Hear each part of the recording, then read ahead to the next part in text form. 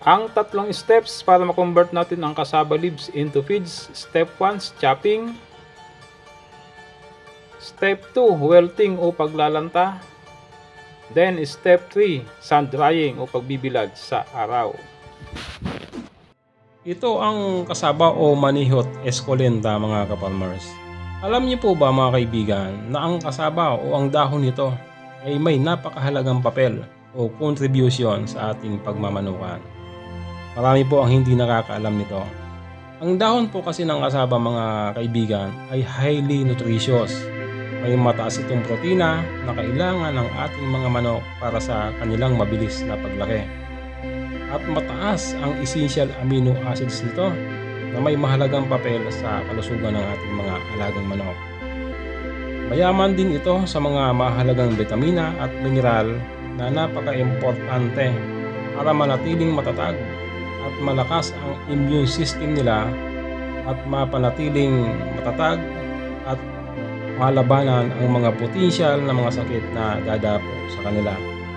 Mga ka-farmers, narito po ang tatlong steps para ma-convert natin ang dahon ng cassava into quality feeds.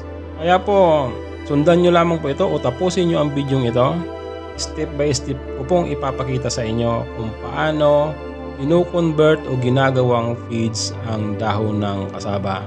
Alam ko pong tinatapon-tapon nyo lamang yan. Kaya po ito ay ginawan ko ng video para po hindi nyo na itapon ito o ang dahon ng cassava at mapakinabangan ninyo kung kayo po ay may mga alagang manok.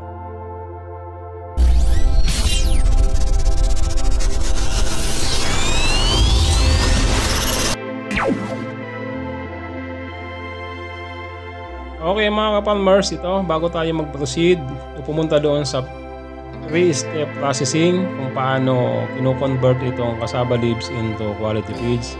Siyempre po, mangungulik na muna tayo nitong dahon ng cassava na ating ipaprocess. Yan, nakikita nyo po ay madaming pa akong nakakuligta ditong cassava leaves. Nangihinayang po ako na hindi ito mapakinabangan. Kaya ito pinapakita ko sa inyo ang actual ng processing para po kung meron kayong mga cassava leaves, mapaligaw man yan na mga cassava ay pwede po yan. Basta po dahon ng cassava ay pwedeng gawing feeds para sa ating mga alagang manok. Maging sa baboy po at saka sa isda ay pwede po ito. Pero focus muna tayo sa poultry para po maunawaan ninyo ng maayos. Okay, sorting muna tayo. Ibig sabihin ng sorting po, kung nakolekta natin yung mga dahon ng cassava ay aalisin natin yung mga tuyo, yung mga nabubulok na at mga old leaves kasi wala na naman pong nutrients yan. Kaya kailangan natin alisin yan bago natin i-process. Tawag po dyan is sorting. Yan. Nakikita nyo po ay yan, pinipilian ko po siya ng yung mga dahon o mga nabubulok na mga matatanda ng dahon. Useless din po kasi yan, wala nang nai-contribute na nutrients yan dahil tuyo na sila o nabubulok na. Mas makaka-apekto pa po yan sa health ng ating mga alagang manok. Ito na mga kapatid, step 1 tayo, chopping. Ito po yung paggayat o hiwa ng mga dahon. Yan.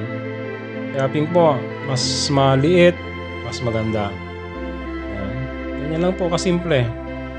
Very simple. Ang pagcha-chop po kasi ng mga dahon, actually na itanong sa akin to bakit daw kailangan pang i-chop.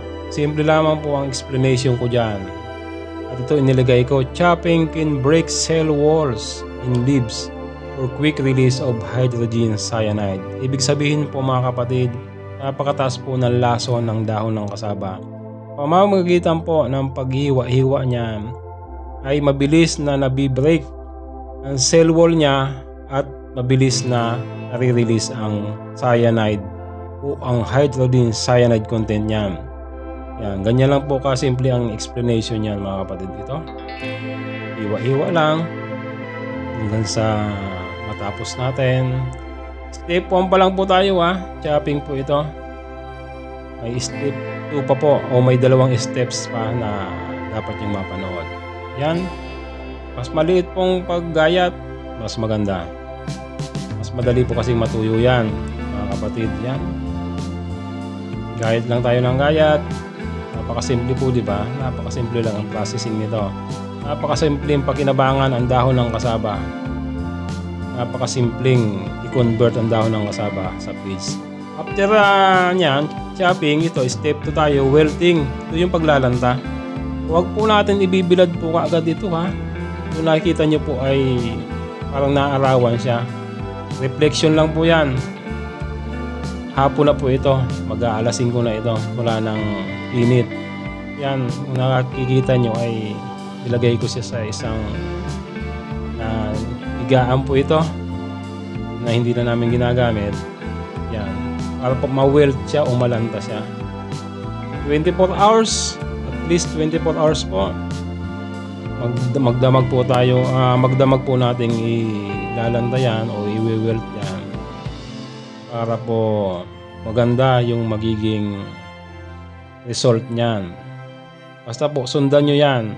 Para po maganda ang pag-eliminate o pag-eradicate ng cyanide content o ang lason dyan sa dahon ng kasaba. Para maging ligtas na makain sa ating mga alagang hayop. Ganyan lang po. Okay. Yan, welting tayo. Step 2 ito After 24 hours, yan na po ang naging itsura niya. Yung kinabukasan na po ito. Yan. Medyo lantang-lanta na siya. Yan. Yan po ang process Huwag niyo po kakalimutan yung welting step 2. At ito na. Step 3 na tayo. Ito na yung pagbibilad sa ilalim ng araw, sun drying. Ito na yung final steps o step 3. Pagbibilad na sa ilalim ng araw. Yan. Simple lamang. Yan. Kung napapansin nyo po ito, nilagay ko dyan, when reach 30% moisture or if the leaves brittled, it means the leaves can ready to mill. Ibig sabihin po, pag na-reach niya na yung 30% moisture, na ang palatandaan po dyan, dumakot po tayo dyan sa mga binibilad nating kasaba leaves. Igain po natin yan. Pag na-break po siya o na-durog, ibig sabihin po, brittled siya, umalutong na siya. Kuhanin nyo na po yan at ready to mill na po yan. Ibig sabihin, pwede na po siyang gilingin para maging powder. Feeds na po siya. At sa huling bahagi po ng video ito, makikita nyo kung paano ko siya inihahalo sa ibang materyales para ma-convert na natin siya sa napakagandang feeds, napakasustansyang feeds para sa ating mga alagang manok. Ulitin ko po, hindi lang po ito sa manok. Na-applicable, pwede po ito sa baboy. Once na na-process po natin yan, very safe na po yan. Ibig sabihin, na-eradicate na natin o na-eliminate na natin yung hydrogen cyanide o yung lason dito sa dahon ng kasaba.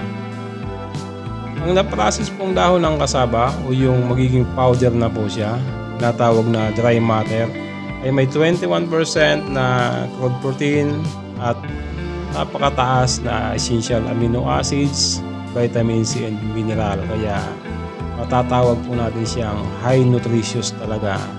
Ito mga kapatid, kung mapapansin nyo, medyo balibalik na rin natin habang binibilad natin yan para yung mga nasa ilalim ay siyempre mabila din o matuyo ng pantay-pantay. Yan, ganyan lang po kasimple. Ito. Ang pagbibilad po kasi sa ilalim ng araw, yan po ang very effective para ma-eliminate o ma-eradicate o maalis, mabawasan yung lason o yung tinatawag na hydrogen cyanide sa dahon ng kasaba. Ito po, tingnan nyo po yan. Kaya yung sinasabi ko para sabi natin, na-reach na natin yung 13%. Ganyan lang kasimple. Kumuha lang po tayo dito o dumako tayo. Kaya itong ginagawa ko. Yan. Ganyan na, dagot lang tayo, then pigain. Yan, pag pinigaan nyo po yan at yan ay nag-break o nadurog, yan, brittled o malutong na po yan, kunin na po natin. Huwag lang po natin antayin lumubog pa ang araw. Yan, kinukuha ko na po kasi brittled na siya o malutong na siya. Which means, o ibig sabihin yan ay ready to mill na siya o pwede na po siyang gilingin. Very simple. At ito na ang paggiling mga kapatid. Kung meron po kayong blender o miller, sa inyo po yan kung paano mo o kung paano nyo po gagawing powder ang nabilad nyo ng o ang brittled ng cassava leaves. Yan. Yan, malutong na malutong kung napapansin nyo. Nagbi-break siya pag pinipiga ko. Yan. Ready to mill na po yan o ready ng gilingin. Yan, ito. Pinas forward ko lamang para mas mabilis. Yan, yan na po makikita nyo. Napakaganda po ng cassava leaf flour o cassava leaf powder. Yan o. Ganyan na ganyan kasimple. Napakasimple po, diba? Napakadali. May feeds na tayo. May napakagandang panghalo na tayo sa ating feeds. Ito na po ang cassava leaf flour mga kapatid. Yan.